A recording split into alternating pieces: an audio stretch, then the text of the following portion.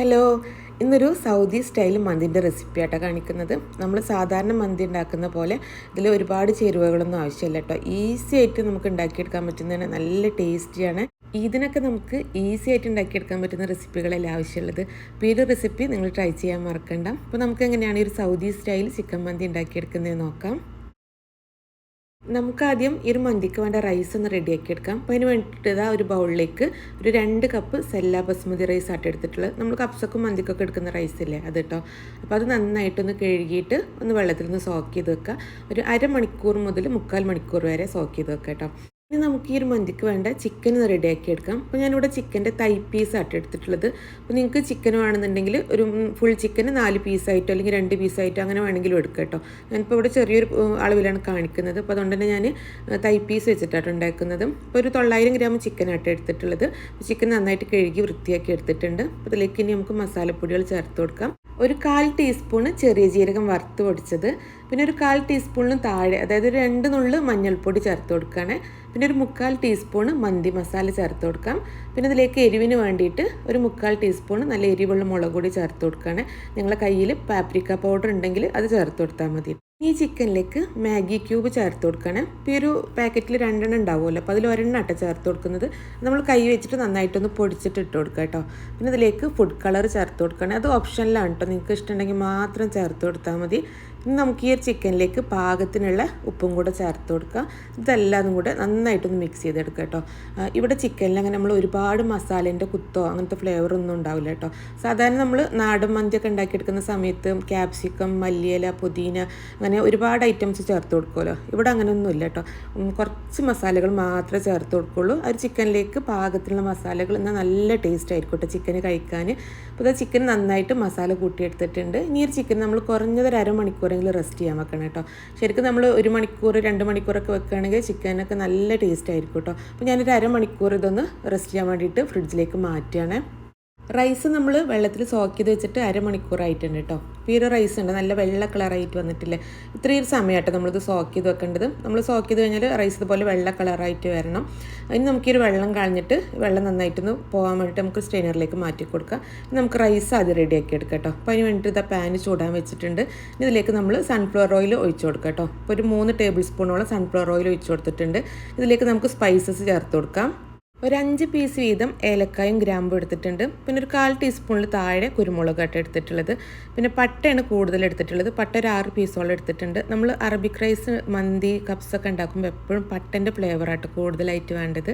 ഈ സ്പൈസസ് ഇത് എണ്ണയിലേക്ക് ഇട്ട് കൊടുത്തിട്ടുണ്ട്. അപ്പോൾ സ്പൈസസ് എണ്ണയിൽ കിടന്ന് നന്നായിട്ടൊന്ന് മൂത്ത് വരട്ടെ. ഇനി നമുക്കിതിലേക്ക് വെളുത്തുള്ളി ചെറുതാക്കി അരിഞ്ഞിട്ട് നന്നായിട്ട് ചോപ്പ് ചെയ്തിട്ടുള്ള വെളുത്തുള്ളി ചേർത്ത് കൊടുക്കാം. ഒരു 1.5 ടേബിൾ സ്പൂൺ വെളുത്തുള്ളി ആട്ടോ ഇട്ട് കൊടുത്തിട്ടുള്ളത്. ഈ ഒരു വെളുത്തുള്ളി ഈ എണ്ണയിൽ നന്നായിട്ടൊന്ന് മൊരിച്ചെടുക്കാം കേട്ടോ. ഈ ഒരു റൈസിന് നല്ല ഫ്ലേവർ കൊടുക്കുന്നതായിട്ട് ഒരു വെളുത്തുള്ളി. അപ്പോൾ വെളുത്തുള്ളി നന്നായിട്ട് മൊരിഞ്ഞ് വന്നിട്ടുണ്ട്. ഇനി ഇതിലേക്ക് നമുക്കൊരു 2 ടേബിൾ സ്പൂൺ സവാള ചെറുതാക്കി അരിഞ്ഞതായിട്ട് ചേർത്ത് കൊടുക്കുന്നത്. അപ്പോൾ സവാളയും കൂടെ ഇട്ട് കൊടുത്തിട്ട് സവാളയും കൂടെ നന്നായിട്ടൊന്ന് മൊരിച്ചെടുക്കാം കേട്ടോ. സവാള പാകത്തിന് മൊരിഞ്ഞ് വന്നിട്ടുണ്ട്. ഇനി ഇതിലേക്ക് നമുക്കൊരു മാഗി ക്യൂബ് ചേർത്ത് കൊടുക്കാം. അപ്പോൾ അതും കൂടെ നന്നായിട്ടൊന്ന് ഈ എണ്ണയിൽ നന്നായിട്ടൊന്ന് മിക്സ് ചെയ്തെടുക്കാം കേട്ടോ. ഇതിലേക്ക് നമുക്ക് വെള്ളം ചേർത്ത് കൊടുക്കാം. ഞാനിവിടെ 4 കപ്പ് വെള്ളമായിട്ട് ഒഴിച്ചു കൊടുക്കുന്നത്. 1 കപ്പ് അരിക്ക് 2 കപ്പ് വെള്ളം എന്നുള്ള അളവിലായിട്ട് ഒഴിച്ചു കൊടുക്കുന്നത്. അപ്പോൾ വെള്ളം ഒഴിച്ചു കൊടുത്തിട്ട് വെള്ളം നന്നായിട്ടൊന്ന് തിളച്ച് വരട്ടെ. തിളച്ച ശേഷം നമുക്കിതിലേക്ക് പാകത്തിനുള്ള ഉപ്പ് ചേർത്ത് കൊടുക്കാം.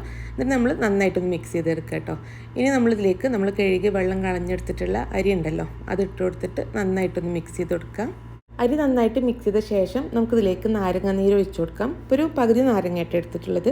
ഈ റൈസ് ഒട്ടിപ്പിടിക്കാതിരിക്കാൻ വേണ്ടിയിട്ടായിട്ട് നമ്മൾ നാരങ്ങാനീര് ഒഴിച്ചു കൊടുക്കുന്നത്. നാരങ്ങാനീര് ഒഴിച്ചു കൊടുത്ത ശേഷം ഒന്നും കൂടെ നന്നായിട്ടൊന്ന് മിക്സ് ചെയ്തെടുക്കുക. അപ്പോൾ ഇതിൽ ഉപ്പിൻ്റെ അളവ് ജസ്റ്റ് ഒന്ന് നോക്കുക കേട്ടോ. നാരങ്ങാനീര് ഒഴിച്ചു കൊടുക്കുമ്പോൾ കുറച്ച് ഉപ്പിൻ്റെ അളവ് കുറയലുണ്ട്. അപ്പോൾ അത് നോക്കിയിട്ട് പാകത്തിന് ചേർത്ത് കൊടുക്കുക. ഇനി ഈ റൈസിലേക്ക് നമുക്ക് ഒരു ഉണക്ക നാരങ്ങയും കൂടെ ഇട്ട് കൊടുത്ത ശേഷം നമുക്കിതൊന്ന് അടച്ച് വെച്ചിട്ട് ലോ ഫ്ലെയിമിൽ വെച്ചിട്ട് ഒരു 10 മിനിറ്റ് മുതൽ 15 മിനിറ്റ് വരെ ഒന്ന് വേവിച്ചെടുക്കാം കേട്ടോ. അപ്പോൾ ആ ഒരു സമയം കൊണ്ട് നമുക്കിതിലേക്ക് വേണ്ട ചിക്കനും കൂടെ ഒന്ന് റെഡിയാക്കി എടുക്കാം. അപ്പോൾ ചിക്കൻ റെഡിയാക്കാൻ വേണ്ടിയിട്ട് പാന് ചൂടാൻ വെച്ചിട്ടുണ്ട്. അപ്പോൾ അതിലേക്കൊരു 2 ടേബിൾ സ്പൂൺ സൺഫ്ലവർ ഓയിൽ ഒഴിച്ച് കൊടുക്കുക കേട്ടോ. ഇതിലേക്ക് നമുക്കൊരു 2 പീസ് വീതം ഏലക്ക, പട്ട, ഗ്രാമ്പും കൂടെ ചേർത്ത് കൊടുക്കുക. എന്നിട്ട് നമുക്കിതിലേക്ക് നമ്മൾ മസാല കൂട്ടി വെച്ചിട്ടുള്ള ചിക്കൻ ഉണ്ടല്ലോ, അപ്പോൾ അത് മുഴുവനായിട്ട് ഇതിൽ നിരത്തി കൊടുക്കുക കേട്ടോ. നമ്മൾ ഈ ഒരു ചിക്കനിൽ ഗരം മസാല അങ്ങനെ ചേർത്ത് കൊടുക്കില്ല കേട്ടോ. അപ്പോൾ അതിന് വേണ്ടിയിട്ടാണ് നമ്മളിങ്ങനെ സ്പൈസസ് ഡയറക്റ്റായിട്ട് ചേർത്ത് കൊടുക്കുന്നത്. ഗരം മസാല ചേർത്ത് കൊടുക്കുമ്പോൾ നമ്മളൊരു നാടൻ മന്തിൻ്റെ ടേസ്റ്റ് ആയിരിക്കും കേട്ടോ. ചിക്കൻ ഇതാ മുഴുവനായിട്ട് ഒരു പാനിൽ നിരത്തി വെച്ച് കൊടുത്തിട്ടുണ്ട്. ഇനി നമുക്കിതൊന്ന് അടച്ച് വെച്ചിട്ട് ഒരു മീഡിയം ഫ്ലെയിമിൽ വെച്ചിട്ട് ഒരു 10 മിനിറ്റ് ഒന്ന് വേവിച്ചെടുക്കാം കേട്ടോ. ചിക്കൻ്റെ ആ ഒരു ഭാഗം നന്നായിട്ട് മൊരിഞ്ഞ് വരണം. ആ രീതിയിൽ നമുക്കിത് കുക്ക് ചെയ്തെടുക്കാം. അപ്പോൾ ആ ഒരു സമയം കൊണ്ട് നമ്മൾ റൈസ് ഒരു 10 മിനിറ്റൊക്കെ ആയിട്ടുണ്ട് കേട്ടോ. അപ്പോൾ നമുക്കിതൊന്ന് അടുപ്പ് തുറന്നിട്ട് ഈ റൈസ് നന്നായിട്ടൊന്ന് മിക്സ് ചെയ്ത് കൊടുക്കുക. എന്നിട്ട് നമുക്കിതിലേക്ക് എരിവിന് വേണ്ടിയിട്ടുള്ള പച്ചമുളകും കൂടെ വെച്ച് കൊടുത്തിട്ട് ഒന്നും കൂടെ അടച്ച് വെച്ചിട്ട് ഒരു 3-4 മിനിറ്റും കൂടെ ഒന്ന് കുക്ക് ചെയ്തെടുക്കുക കേട്ടോ. മന്തി റൈസ് നമ്മളിതുപോലെ ഇങ്ങനെ വെള്ളം വറ്റിച്ചെടുക്കുന്ന റൈസാട്ടോ കൂടുതൽ ടേസ്റ്റ് ഉള്ളത്. അപ്പോൾ ആ റൈസ് റെഡി ആവട്ടെ. അപ്പോൾ ആ ഒരു സമയം കൊണ്ട് നമ്മൾ ചിക്കൻ എന്തായിട്ടുണ്ടെന്ന് നോക്കാം. അപ്പോൾ ചിക്കൻ നന്നായിട്ട് വെള്ളം ഇറങ്ങിയിട്ടുണ്ട് കേട്ടോ. അപ്പോൾ ഈ ഒരു വെള്ളമൊക്കെ നന്നായിട്ട് വറ്റിയിട്ട് ഈ ഒരു ചിക്കന് ഒരു എണ്ണയിൽ കിടന്ന് നന്നായിട്ടൊന്ന് മൊരിഞ്ഞ് വരണം കേട്ടോ. അപ്പോൾ ഈ ഒരു ഭാഗം നന്നായിട്ട് മൊരിഞ്ഞ് വന്നിട്ടുണ്ട്. ഒരു 10 മിനിറ്റ് ടൈം എടുത്തിട്ടുള്ളൂ കേട്ടോ. ഇനി ഈ ചിക്കന് എല്ലാം നമുക്കൊന്ന് മറിച്ചിട്ട് കൊടുക്കാം കേട്ടോ. ആ ഒരു ഭാഗം കൂടെ ഒന്ന് മൊരിച്ചെടുക്കാനുണ്ട്. അപ്പോൾ ചിക്കൻ ഇത് എല്ലാം അത് മറിച്ചിട്ട് കൊടുത്തിട്ടുണ്ട്. ഇനി നമ്മൾ ഈ ഫ്ലെയിം ലോ ഫ്ലെയിമിലേക്ക് മാറ്റി കൊടുക്കാം കേട്ടോ. ലോ ഫ്ലെയിമിലേക്ക് മാറ്റി കൊടുത്ത ശേഷം നമ്മൾ റൈസ് റെഡി ആയിട്ടുണ്ട് കേട്ടോ. റൈസ് ഞാനൊരു 15 മിനിറ്റ് ആയപ്പോൾ ഫ്ലെയിം ഓഫ് ചെയ്തിട്ടുണ്ട്. റൈസ് പാകത്തിന് കുക്കായിട്ടുണ്ട് കേട്ടോ. അരിയൊന്നും ഉടഞ്ഞു പോയിട്ടില്ല. ഇനി നമ്മൾ വേവിച്ച് വെച്ചിട്ടുള്ള ഈ റൈസ് നമ്മൾ ഈ ഒരു ചിക്കൻ്റെ മുകളിലായിട്ട് ഇട്ട് കൊടുക്കുകയാണ്. ആ ചൂടോട് കൂടി തന്നെ ഇട്ട് കൊടുക്കാം കേട്ടോ. റൈസ് ഇട്ട് കൊടുത്ത ശേഷം ഇത് നന്നായിട്ടൊന്ന് ലെവൽ ചെയ്ത് കൊടുക്കുക കേട്ടോ. അപ്പോൾ ഇതിൽ ഞാൻ ഉണക്കനാരങ്ങയും പച്ചമുളകൊക്കെ നമ്മൾ റൈസിൽ വേവിച്ചിട്ടില്ലേ, അപ്പോൾ അത് വെച്ച് കൊടുത്തിട്ടുണ്ട്.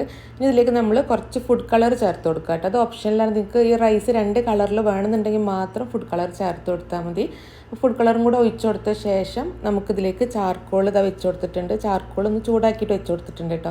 ഇതിലേക്ക് കുറച്ച് സൺഫ്ലവർ ഓയിലും കൂടെ ഒഴിച്ച് കൊടുക്കുകയാണ്. ഒരു സ്മോക്കി ഫ്ലേവർ കിട്ടാൻ വേണ്ടിയിട്ടാട്ടോ. ഇനി നമ്മളിത് അടച്ച് വെച്ചിട്ട് ഒരു 10 മിനിറ്റ് നമ്മൾ ലോ ഫ്ലെയിമിൽ വെച്ചിട്ട് ഇത് നന്നായിട്ടൊന്ന് ദം ചെയ്തെടുക്കുക കേട്ടോ. അപ്പോൾ ഒരു ചിക്കൻ്റെ ആ ഒരു ഭാഗം നന്നായിട്ടൊന്ന് മൊരിഞ്ഞ് വരണം. അതുപോലെ ഈ ചിക്കൻ്റെ ഫ്ലേവറൊക്കെ റൈസിലേക്ക് നന്നായിട്ട് പിടിക്കും വേണം കേട്ടോ. അപ്പോൾ അതാ ഒരു 10 മിനിറ്റ് നമ്മൾ റൈസ് നന്നായിട്ട് ദം ചെയ്തെടുത്തിട്ടുണ്ട്. ഇനി നമുക്കിതൊന്ന് തുറന്ന് നോക്കാം. ഇത് നമുക്ക് ആ ചാർക്കോളിൻ്റെ പീസൊക്കെ മാറ്റിയിട്ട് ഈ റൈസ് നന്നായിട്ടൊന്ന് മിക്സ് ചെയ്തെടുക്കാം കേട്ടോ. താഴെയുള്ള റൈസും മുകളിലെ റൈസും കൂടെ നന്നായിട്ടൊന്ന് മിക്സ് ചെയ്തെടുക്കുക. എന്നിട്ട് നമുക്കിതൊരു സെർവിങ് പ്ലേറ്റിലേക്ക് മാറ്റി കൊടുക്കാം. ഈ റൈസിൻ്റെ മുകളിലായിട്ട് നമ്മൾ ചിക്കനും കൂടെ വെച്ച് കൊടുക്കാം. അപ്പോൾ ചിക്കനൊക്കെ നന്നായിട്ട് മൊരിഞ്ഞ് വന്നിട്ടുണ്ട് കേട്ടോ. നല്ല ടേസ്റ്റിയാണ്. ഈസി ആയിട്ട് ഉണ്ടാക്കിയെടുക്കാൻ പറ്റുന്നതാണ്.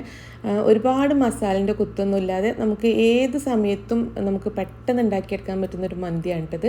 ചിക്കനൊക്കെ അതാ നല്ല പോലെ കുക്കായിട്ടുണ്ട്. നല്ല പോലെ മൊരിഞ്ഞ് വന്നിട്ടുണ്ട് കേട്ടോ. അതുപോലെ റൈസ് നല്ല ടേസ്റ്റാണ് കേട്ടോ. ഈ റൈസ് ഇതുപോലെ ഉണ്ടാക്കിയെടുക്കുകയാണെന്നുണ്ടെങ്കിൽ ഭയങ്കര ടേസ്റ്റാണ്. റൈസ് മാത്രം കഴിക്കാൻ തന്നെ നല്ല ടേസ്റ്റാണ് കേട്ടോ. അപ്പോൾ ഈ റെസിപ്പി എന്തായാലും ട്രൈ ചെയ്യാൻ മറക്കണ്ട. നിങ്ങൾക്ക് റെസിപ്പി ഇഷ്ടമായിട്ടുണ്ടെങ്കിൽ ഷെയർ ചെയ്യാൻ മറക്കരുത്. അതുപോലെ നിങ്ങൾ ട്രൈ ചെയ്ത് നോക്കുമ്പോൾ ഇതിൻ്റെ ഫീഡ്ബാക്കും കൂടെ അറിയിക്കാം കേട്ടോ. അപ്പോൾ ഇൻഷാ അല്ലാഹ് അടുത്ത നല്ല റെസിപ്പി ആയിട്ട് കാണാം. Thank you.